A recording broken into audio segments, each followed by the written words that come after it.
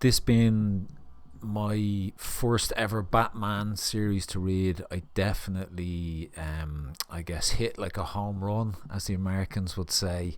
Um, from everything I've looked into, like this is regarded as one of the best series, and it was brilliant, like absolutely fantastic. So many good things to say about it. Um, I don't feel too sad because I've discovered now that there's another. I think it's called. It's this one's Court of Owls, the other one's City of Owls.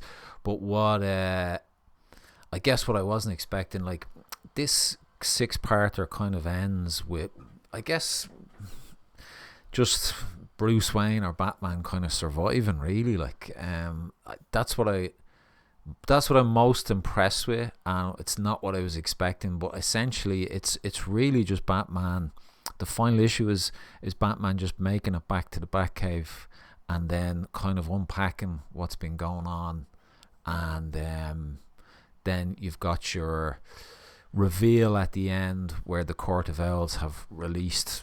I don't know. Could be 100 of these Talon characters, out across Gotham to take the city out. Like so, yeah, it was just brilliant. Everything like just the kind of mystery, the intrigue, the way Batman was kind of bested, and now like I guess I'm predicting the next series would be almost like a bit more blockbustery with like lots of big action and stuff like that. Like I don't know if I'll enjoy that as much as this because it was so much variety, and like just the way Gotham City had kind of come alive nearly. The way I just loved the way Batman was investigating stuff and moving through different buildings and sewers and all that type of stuff, like, which was brilliant. Like and like even the artwork the artwork on this, it's kind of weird. Greg Capullo's art is very distinctive, but at times there's almost a Mignola esque. I think Mignola's art is very flat and graphical, and like Capullo's is not. But sometimes there's a little bit of a crossroads where the two styles mix. Like even this could be a Mignola piece. Like there's just a lot of Mignola in there. Like even this here. So it's kind of like there's a nice scene where it's almost like Batman is dead, and these are like these visions that he's seeing before he goes into the afterlife. That's really cool there with the owl killing the bat. Like, but and look, that's kind of very Mignola, and it's kind of like a different style as well for Capullo. Like really, he's kind of flexing a different graphical muscle here. It's just beautiful, and yeah, I don't know. I eat it to myself working on my own stuff. Like I'm just like it looks all so simple, but obviously there's that kind of knowledge underneath. So yeah, wow, it's really good. Um, yeah, I've kind of lost my train of thought looking at this art here. There is some really beautiful stuff. Like you see, Batman gets brought back to life. I don't know who this character is. She must be in a different story or something. Like, looks like she's almost. It's kind of weird. It looks like she's trying to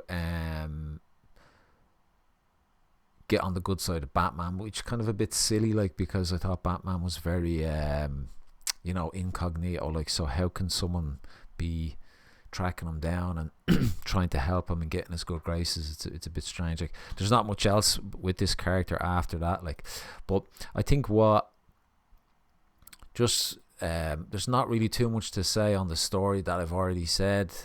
It was just fantastic. I just want to jump into a few like the scene.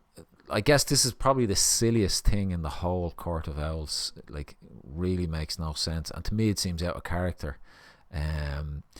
It's the scene when Bruce gets back. Now, I guess you could attribute it to him being, like completely malnutritioned, probably half mad from what he's gone through, and he's back in the Batcave. Like, there's quite a sad scene here, where you see Batman coming through the sewers, and he comes up to this like the environments are beautiful. Like this, actually, what an incredible page. The more I look at it, like even this shot here. Can I go into that guided view? I'm gonna try and Yeah, so you can do this panel by panel thing. Gets in a bit closer, but like you see Batman coming through here. He comes up to this kind of gate, and you hear someone saying halt, and then there's a gun coming through here, like a shotgun. Identify yourself, and look at that face on Batman. Like, look at all his stubble and everything, and he's saying it's me. And then Alfred is there looking out, look like he's almost like shocked at what he's seeing. Master Bruce, my God. And then he brings him in. But and look, he's even saying what is that? I don't know who's saying password there, I'm not sure, like, but just to that kind of like help that Alfred always gives is really kind of prominent in here, like. And it's like Batman, even though he's a loner a lot of the time, he still needs someone to kind of help him out, like. But yeah, this was the scene I was talking about, like the kind of silly scene was they've recovered this body of this character Talon from the sewers, and what you call it, Dick Grayson's coming in asking all about it, and Batman is telling him that like these kids were kind of taken from young, and like they were handpicked as potentials to be turned into these Talon characters. And like Bruce is kind of Dick is asking more and more questions, and then like Batman just fucking like backfists him onto the ground, like potential concussion. And the whole idea was to knock a tooth out of Dick Grayson's mouth. Like, so specific. How could anyone accurately backfist someone to knock a specific tooth out of mouth? Like, I thought that was really silly. Like, why didn't he just say, here, look, let me take this tooth out? And like, you can see on the underside of the tooth, there's the Court of El symbol. Like, so it's kind of a cool, it's a cool backstory, or a canon that they've added into that character, I think, like. And it's not something I think that like hardcore fans would be too screwed up about, like. But I actually love that face there of Bruce Wayne. Look at the rendering on that face there, it's amazing. Like, there's a few really nice kind of silhouetted faces. I think there's another one here. Did I lose my I think I've, like, some of these are really nice, like. But yeah, look, that was the one silly thing that I thought in the story. And you've got the end of the book here, where all of the the Talon characters are released out into Gotham. Like, that's a really, really cool scene. Like, see them all kind of lining up out onto this balcony, and then off they fly. Like, even this building here with the owls on it, so that maybe they have an actual HQ. But yeah, look, I think I might take a break from Batman just for a little bit, and just to soak up this story and still kind of appreciate it and flick through it. Like, there's loads of other books I want to read on Global Comics.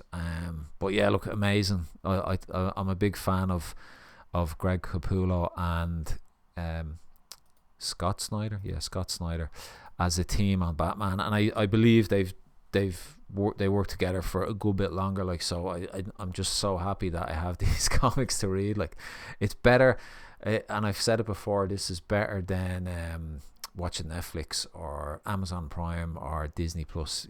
These days I just much rather sit on Global Comics and read comics. Like, it's just a whole different experience.